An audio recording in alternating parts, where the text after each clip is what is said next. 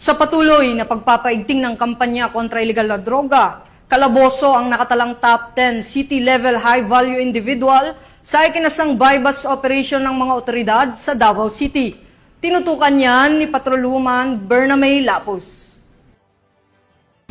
Ang isang drug personality matapos isinagawa ang bypass operation ng Maa Police Station sa Purok 26, Padaman, Riverside, Barangay Maa, Davao City nito lamang Mayo taong kasalukuyan.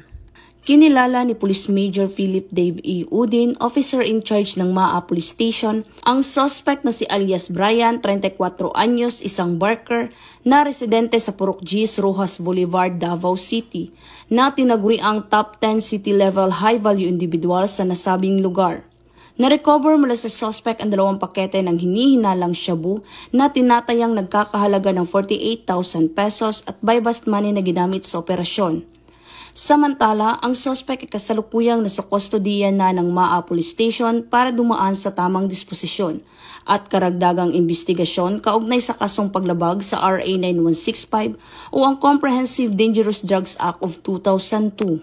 Samantala, patuloy naman ang Police Regional Office 11 sa pamumuno ni Police Brigadier General Leon Victor 07 na sugpuin ang anumang iligal na mga gawain para mapanatili ang kapayapaan at kaayusan sa buong rehiyon. Mula dito sa Police Regional Office 11, ako ang inyong PNN correspondent, Patrolwoman Bernamay Lapus, alagad ng batas, tagataguyod ng Balitang Pulis.